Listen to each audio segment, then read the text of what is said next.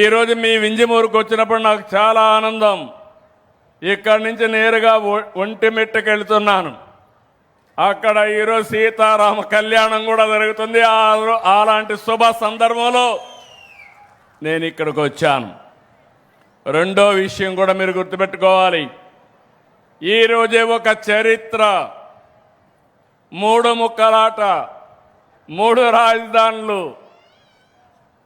రాష్ట్రాన్ని విధ్వంసం చేసి ఆనందం పొందారు. మొన్న కూడా నేను ఒక చట్టం తీసుకొచ్చే మునుపు కేంద్రం ఒక తీర్మానం పంపిస్తే ఇమ్మీడియట్గా చేస్తామని అడిగితే నేను మేఘాలపైన అసెంబ్లీ సమావేశం పెట్టి ఢిల్లీకి పంపించాం. అసెంబ్లీ సమావేశాలకు కూడా రాలేదు. అది ఒక రాజకీయ పార్టీ ఎట్లా ఊహిస్తారో మీరు నాకు అర్థం కాల.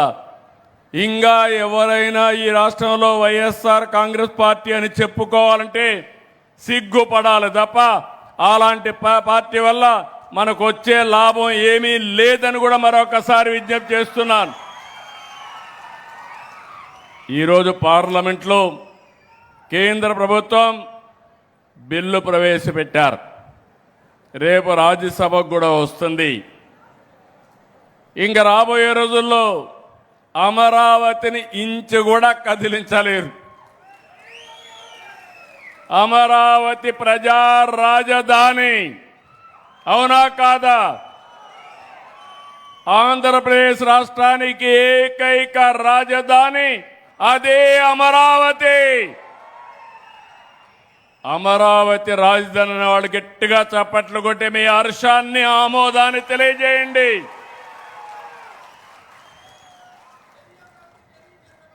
ఒక వ్యక్తికి ఒక అడ్రస్ ఉండాలి, ఒక రాష్ట్రానికి ఒక రాజధాని ఉండాలి.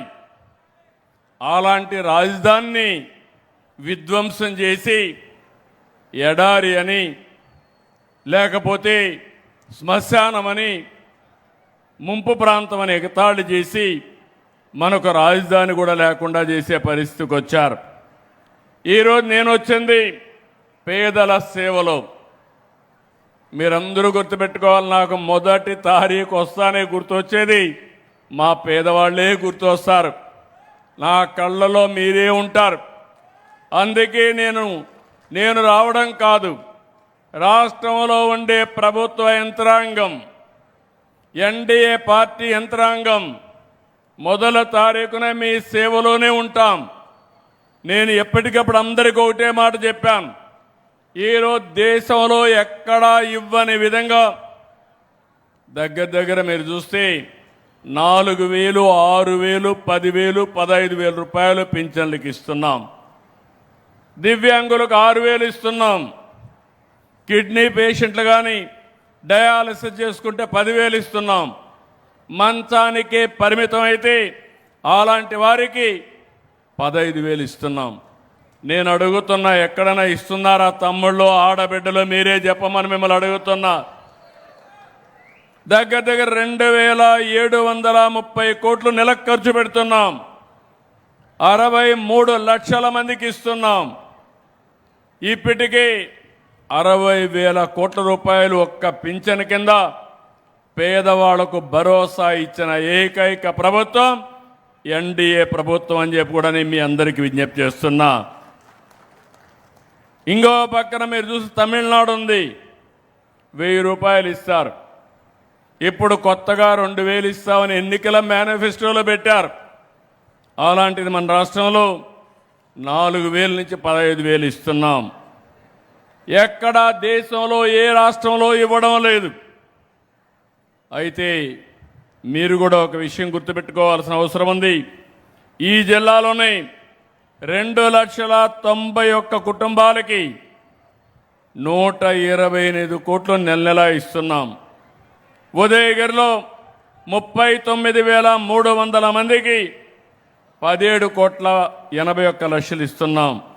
వింజమూరులో 5,484 మందికి 2,47,00,000 ఇస్తున్నాం. నేను ఇంకొక మాట కూడా చెప్తున్నాను. నేనేదో మొక్కుబడిగా ఇవ్వడం లేదు, గౌరవప్రదంగా ఇస్తున్నాం.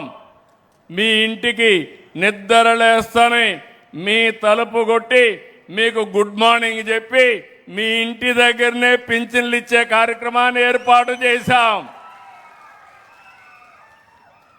గౌరవప్రదంగా మీ ఆత్మ గౌరవాన్ని నిలబెట్టే విధంగా పేదవాడంటే చులకన భావం లేకుండా మీకిచ్చే కార్యక్రమానికి శ్రీకారం చుట్టాం. ఈరోజు ఒక పెన్షన్ వల్ల మీ అందరిలో ఒక భద్రత కల్పించాం. అభివృద్ధి ఏ విధంగా చేయాలనో చేసి చూపిస్తున్నాం.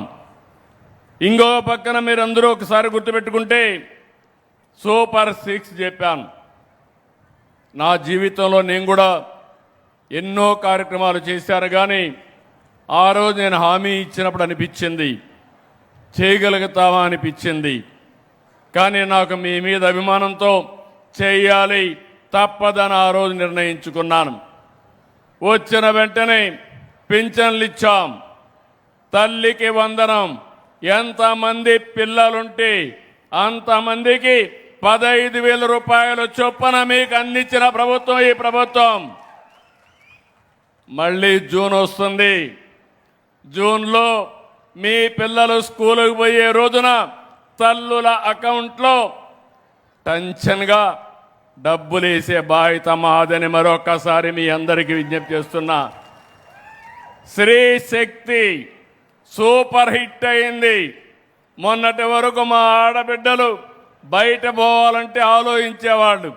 ఇప్పుడు జల్సాగా ఎక్కడికి పోవాలన్నా పుణ్యక్షేత్రాలు కావచ్చు, అమ్మగారింటికి కావచ్చు, కూతుర్ని చూడాలన్నా కావచ్చు, ఉద్యోగానికి పోవాలన్నా దర్జాగా పోయే ఏర్పాటు చేసింది ఈ ప్రభుత్వం. అవునా కాదా అని మిమ్మల్ని అడుగుతున్నా. మా ఆడబిడ్డలు వంట చాలా కష్టంగా ఉండేది, ఇప్పుడు కూడా కష్టాలు ఉన్నాయి. యుద్ధం వచ్చింది, వంట గ్యాస్ కొరత వస్తూ ఉంది.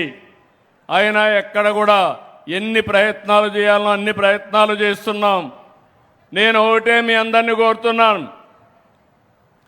ఈరోజు మీరు చూస్తే 3 ఒరిజినల్గా దీపం కింద ఆడబిడ్డలు గ్యాస్ సిలిండర్తో వంట చేయొచ్చని చేసింది నేనే చేశాను కంబైన్డ్ ఆంధ్రప్రదేశ్లో. ఇప్పుడు 3 సిలిండర్లు ఉచితంగా ఇస్తున్నాం. రేపు రాబోయే రోజుల్లో మీ దగ్గర ప్రాంతాల్లో పైపులో కానీ గ్యాస్ వస్తే పిఎన్జి తీసుకోమంటున్నాను. దానికి కూడా 2 నెలలకు ఒకసారి 200 రూపాయలు మీ అకౌంట్లో వేస్తాం. అంటే మొత్తం కలిసి 400 వేస్తాం. అంటే సంవత్సరానికి 2,400 రూపాయలు ఎవరైనా పైప్డ్ గ్యాస్లో తీసుకుంటే మీకు ఇచ్చే బాధ్యత నాదని మరొక్కసారి విజ్ఞప్తి చేస్తున్నా. దానివల్ల యాక్సిడెంట్లు తగ్గుతాయి, మనకు సులభం అవుతుంది. అన్నదాత సుఖీభవ ఈ కార్యక్రమానికి శ్రీకారం చుట్టాం. ఈరోజు అన్నదాత సుఖీభవ కింద మొన్నే మీ అకౌంట్లో డబ్బులు వేశాను. కేంద్రం 6,000, రాష్ట్రం 14,000 రూపాయలు ఇస్తున్నాం. ఇప్పుడే నేను మైక్రో ఇరిగేషన్ చూశాను. ఇలాంటి ఉదయగిరి ప్రాంతంలో మైక్రో ఇరిగేషన్ చాలా పెద్ద ఎత్తున ఉపయోగపడుతుంది. ఇప్పుడే ఎమ్మెల్యే చెప్పాడు, ఈ చెరువుకు నీళ్లు ఇవ్వడమే కాదు, ఈ సంవత్సరం వెలుగొండ ప్రాజెక్టు పూర్తి చేసి నీళ్లు తీసుకొచ్చి ఆ తర్వాత ఉదయగిరి ప్రాంతానికి కూడా నీళ్లు తీసుకొచ్చే బాధ్యత ఈ ప్రభుత్వం తీసుకుంటాం.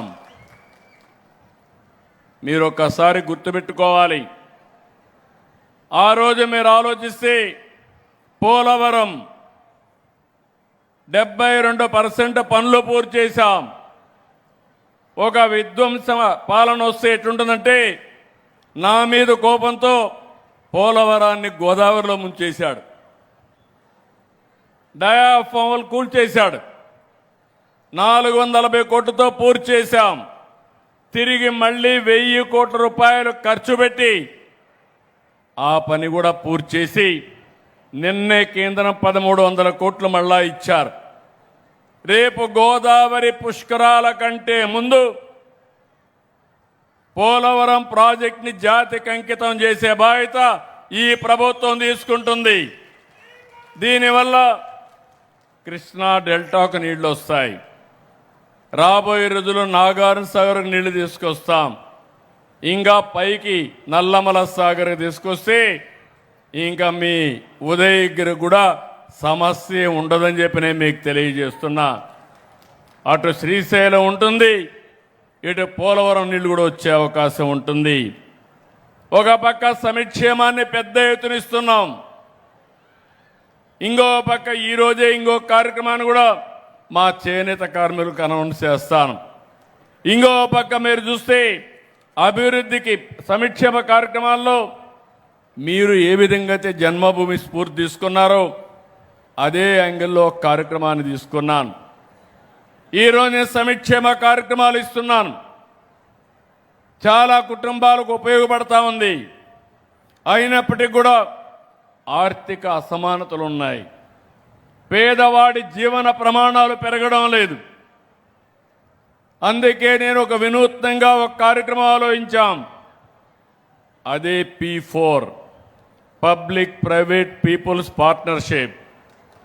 అంటే డబ్బులుండే వాళ్ళు డబ్బులు లేని వారికి సహాయం చేయడం సామాజిక బాధ్యత. మొన్న తిరుపతిలోనే మొదటి సంవత్సరం పూర్తి చేసుకుని ఆ కార్యక్రమాన్ని నిర్వహించాం. ఇక్కడ మీరు గుర్తుపెట్టుకోవాల్సింది మార్గదర్శి బంగారు కుటుంబం అంటే MBK. పైనుండే 10%, కింద నుండే 20% దత్తత తీసుకోవాలి. ఇప్పుడు ప్రభాకర్ రెడ్డి గారు ఉన్నారు. ఆయన వ్యాపారాలు చేస్తున్నాడు, 10 రూపాయలు సంపాదించాడు, ట్రస్ట్ పెట్టాడు, ట్రస్ట్ ద్వారా పనులు చేస్తున్నాడు. నేను తీసుకున్న వినూత్నమైన కార్యక్రమం ఇంకొక స్టెప్ ముందుకెళ్తున్నాం. ఊరికి కావలసిన పనులు చేయడం కాదు, కుటుంబానికి కావలసిన పనులు, కుటుంబాన్ని బాగు చేసే విధానం నేర్పించడమే కాకుండా వాళ్ళని పైకి తీసుకొచ్చే బాధ్యత ఈ మార్గదర్శకులకు అప్పచెప్తున్నా.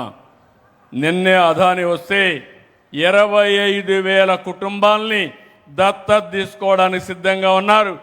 ఒక సంవత్సరం కాదు, short term, medium term, long term తీసుకుని వాళ్ళ పిల్లల్ని చదివించాలంటే చదివించి, వాళ్ళ ఆస్తుల వల్ల ఆదాయం పెంచాలంటే పెంచి, అందరితో సమానంగా ఆర్థిక అసమానతలు తగ్గించి పేదవాడు కూడా ఆనందంగా బతకడానికి, మిమ్మల్ని పైకి తీసుకొచ్చేదానికి ఈ కార్యక్రమానికి శ్రీకారం చుట్టాం. ఈ కార్యక్రమం భవిష్యత్తులో పెను మార్పులకు దారితీస్తుంది. ఈరోజు సమాజంలో మీరు ఒకసారి గుర్తుపెట్టుకోవాలి, అభివృద్ధి జరుగుతూ ఉంది. కొంతమంది వ్యక్తులు పైకి వస్తున్నారు. దీనివల్ల కోటీశ్వరులు పెరుగుతున్నారు, నిరుపేదలు కూడా అదే సంఖ్యలో పేదరికంలో ఉండే పరిస్థితికి వచ్చారు. ఈ ఆర్థిక అసమానతను తగ్గించాలి. ఈ ఆర్థిక అసమానతను తగ్గించడానికి ఒకే ఒక మార్గం, అదే P4 అని చెప్పి కూడా నేను మీకు తెలియజేస్తున్నా. ఇంకో పక్క అభివృద్ధి కావాలి. ఈరోజు నేను సంక్షేమ కార్యక్రమాలు చేస్తున్నాను. సంక్షేమం చేయాలంటే డబ్బులు కావాలి. డబ్బులు కావాలంటే అభివృద్ధి జరగాలి. దానివల్ల ఆదాయం పెరుగుతుంది, ఉద్యోగ అవకాశాలు పెరుగుతాయి. ఈరోజు నెల్లూరు జిల్లా కేంద్రంగా చేసుకుని అనేక అభివృద్ధి కార్యక్రమాలకు ముందుకు పోతున్నాం. ఈ జిల్లాకు ఉండే అడ్వాంటేజ్ వేరే జిల్లాకు లేదు. పోర్ట్లున్నాయి, అదే మరి ఎయిర్పోర్ట్ వస్తుంది. ఇంకో పక్క మంచి నేషనల్ హైవే ఉంది, కృష్ణపట్నం ఉంది, రేపు ఎల్లుండి రామాయంపట్నం వస్తుంది, దుగ్గరాజపట్నం వస్తుంది.